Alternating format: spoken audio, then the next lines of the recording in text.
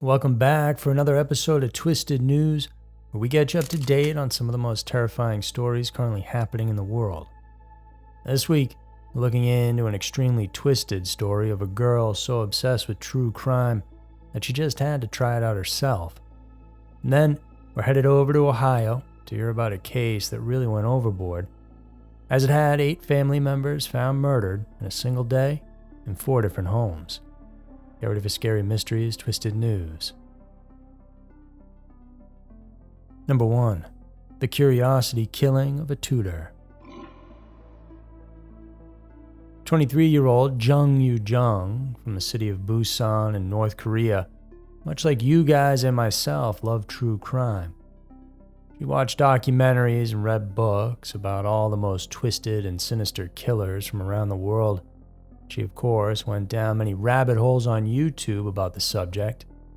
While many people do this from time to time, of course, Jung was a bit different.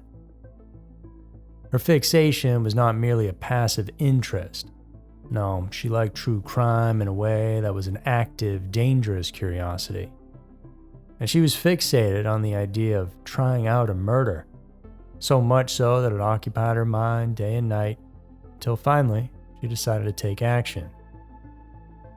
Since she just needed to know what it was like, Jung didn't want to hurt anyone she knew personally, so she decided to find a way to have her victim come to her. By using an online tutoring app that was meant for education and growth, and this would now be a tool used for something much darker. For months, Jung scoured through profiles, contacting over 50 potential targets. But she needed to find the perfect match.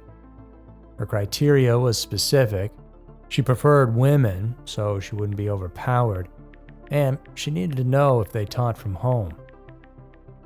It was meticulous work until finally, in May of 2023, she found her. And posing as a concerned mother seeking English lessons for her high schooler, Jung contacted a 26-year-old English language teacher. The teacher, whose identity remained shielded under South Korean law, had no idea of the danger that was about to enter her life. On the day of the murder, Jung arrived at the tutor's home disguised in a schoolgirl's uniform purchased online. The teacher, who only wanted to help someone in a kind-hearted way, welcomed her in. It was pretty much immediate after that when Jung unleashed her brutal attack in which she stabbed the teacher over 100 times in a frenzy that continued even after the victim had passed away. But the horror didn't end there. Jung dismembered the body, coldly transporting some of the remains in a blood-soaked suitcase to a remote park near a river north of Busan. It was a taxi driver, unsettled by the gruesome contents of the suitcase dripping in blood, that tipped off the police. Jung's arrest revealed a chilling backstory. Her online browsing history was a roadmap to murder, filled with searches on how to kill and how to dispose of a body. The police would later reveal that Jung had also scored alarmingly high on a psychopath test.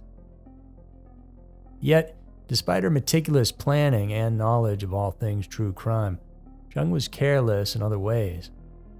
She made no effort to avoid CCTV cameras, which captured her entering and leaving the tutor's home multiple times. And of course, she was sloppy with how she disposed of the remains.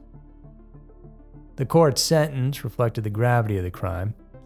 Jung's plea for leniency based on claims of hallucinations and mental disorders was rejected. The crime was too calculated and too cold-blooded. Her shifting statements to the police only further eroded any credibility to her defense.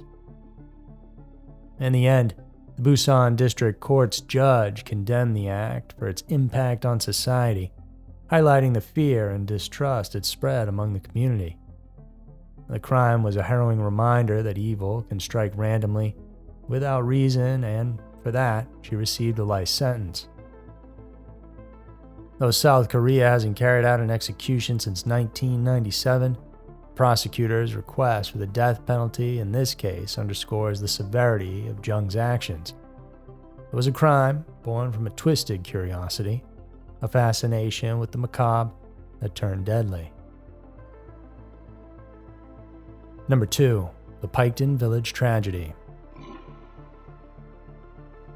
In Pike County, Ohio, lies the village of Piketon, a community knit tightly by familiar faces and shared histories. But on a regular morning back in April of 2016, an unspeakable horror unfolded, and it left 8 family members of the Roden family dead in 4 different locations. In Piketon, with its 820 households, had always, up until this point, been a canvas of normal rural life, until that day of April 22nd, when the entire street of Hill Road basically became a crime scene.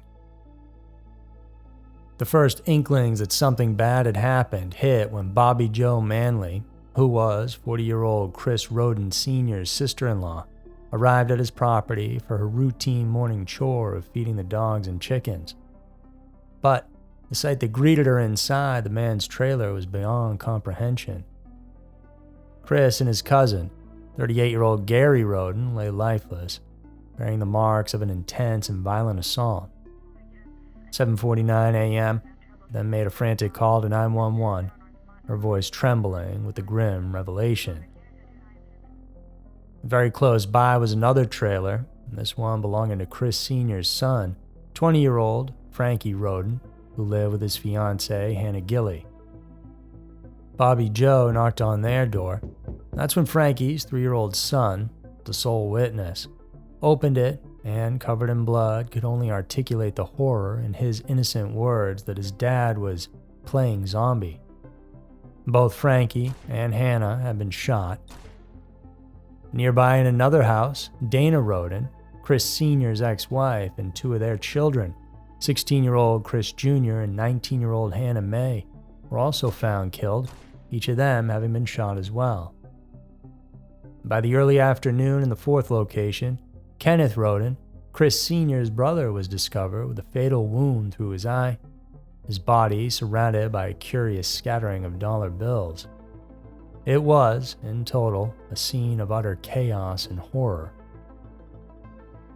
The community was shook, of course, paralyzed with fear and disbelief at what had occurred, and it was a rampage that the local authorities were overwhelmed by. Because of the sheer magnitude of the crime, they called in the State Bureau of Criminal Investigations to assist, and right away they knew this was not going to be an easy one to crack. As they dug in, this case became a labyrinth that led down many different paths.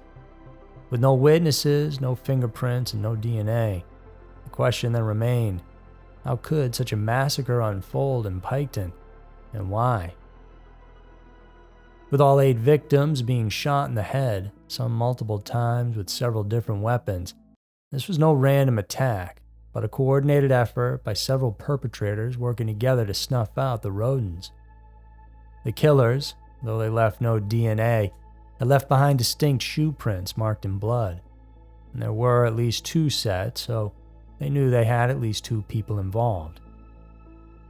The shoe prints were clear enough that they could be traced back to being sold at a local Walmart, which, though might not seem all that significant, became a crucial lead.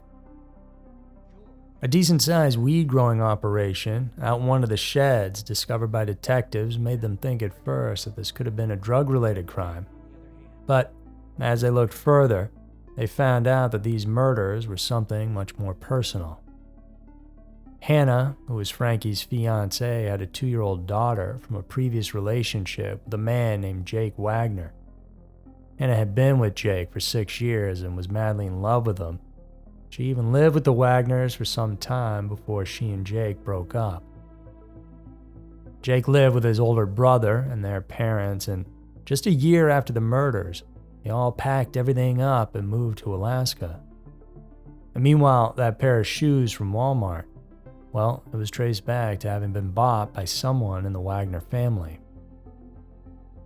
Authorities searched through everyone's social media and text records, and that's when they found that it seemed like Jake and Hannah were having a bit of a custody battle over Sophia. So now there was a motive. In 2018, the Wagners then moved back to Ohio, at which point their every move and calls were traced by police. In one of those wiretaps, Mother Angela was heard telling her sons, "We're running on borrowed time." And Jake responded with, "Mom, you're being paranoid."